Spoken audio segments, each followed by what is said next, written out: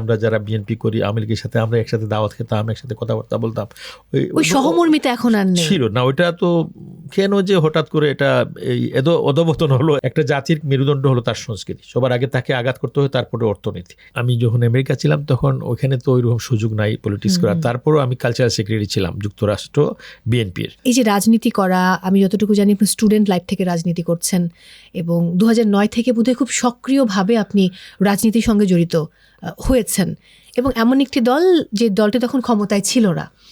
তাহলে কিন্তু ব্যাপারটা খুব কঠিন ছিল, কারণ সবাই তো একটু সুবিধা নেবার চেষ্টা করে, বা যারা সরকার দল থাকে সেই দলের পক্ষ নিয়ে হয়তো কাজ করার চেষ্টা করে।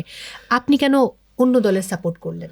আমি এই দলই আগে থেকেই সমর্থন করতাম, বাট ও তো পদ পদবি নিয়ে আমি রাজনীতি করতাম না। তখন আমি বিএনপির সাথে জড়িত একদম শুরু থেকেই। আমি যখন স্টুডেন্ট ছিলাম, ছাত্র ছিলাম, তখন থেকে আমি বিএনপির সাথেই আছি। তবে আমি যখন আমেরিকা ছিলাম তখন ওইখানে তো ওইরকম সুযোগ নাই পলিটিক্স করার, তারপরেও আমি কালচারাল সেক্রেটারি ছিলাম যুক্তরাষ্ট্র বিএনপির বেশ কয়েক বছর।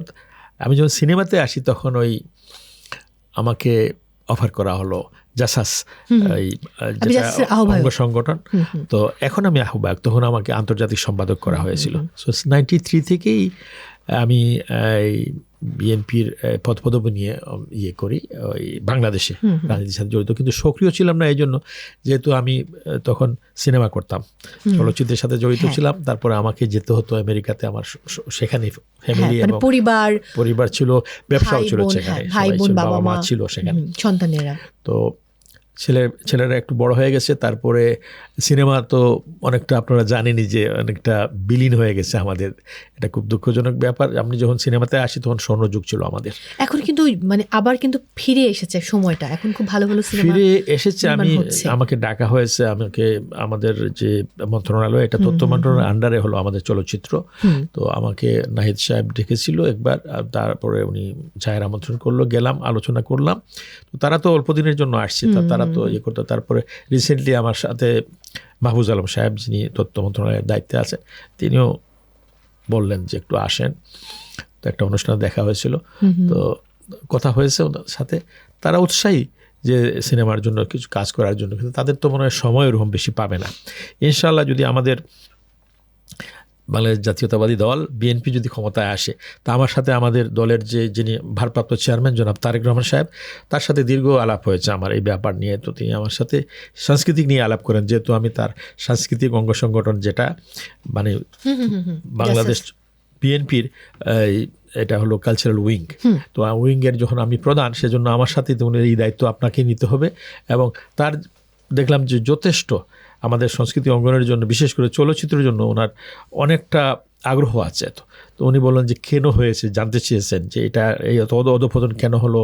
তো আমি যতটুকু আমি জানি, আমার জ্ঞান এবং চিন্তাধারা থেকে ওনাকে বলেছি এবং কিছু সাজেশনও করেছি। তো উনি একমত আমার সাথে। তো ওনার বেশ ভালো পরিকল্পনা আছে চলচ্চিত্র নিয়ে, সংস্কৃতি জগৎ নিয়ে। কারণ আপনারা জানেন যে গত 16-17 বছর আমাদের কিন্তু সংস্কৃতি অঙ্গনের প্রতি কিন্তু বড় একটা ধাক্কা হয়েছে। তো সবার আগে কিন্তু আমাদের যে এই সংস্কৃতিকে কিন্তু এই আগ্রাসনে আমরা নিমজ্জিত হয়ে যাই। আমাদের বিনদেশি পাশের একটা দেশ, বিশাল বড় দেশ, সেখানের সংস্কৃতি এখানে ঢুকিয়ে দেওয়া হয়েছে আস্তে আস্তে আস্তে। কারণ একটা জাতির মেরুদণ্ড হলো তার সংস্কৃতি। সবার আগে তাকে আঘাত করতে হয়, তারপরে অর্থনীতি। এই দুইটা জায়গায় যদি আঘাত আসে তাহলে কিন্তু এই জাতি টিকে থাকতে পারে না। আপনি যখন সিনেমা করেছেন, আমি যদি সেই সাগরিকা সিনেমার কথা বলি 1998, সেটাও কিন্তু যৌথ প্রযোজনা সিনেমা ছিল। তখনও কিন্তু দুই দেশ মিলে সিনেমা হতো, বা মানে নিজেদের মধ্যে কালচারাল যে এক্সচেঞ্জ ছিল সেই ব্যাপারগুলো ছিল। ওই সময় তো এমনও ছিল যে আমরা যে আওয়ামী লীগের সাথে বিএনপি, আমরা যারা বিএনপি করি আওয়ামী লীগের সাথে আমরা একসাথে দাওয়াত খেতাম, একসাথে কথাবার্তা বলতাম। ওই সহমর্মিতা এখন আর নেই, ছিল না। ওইটা তো কেন যে হঠাৎ করে এটা এই অধপতন হলো।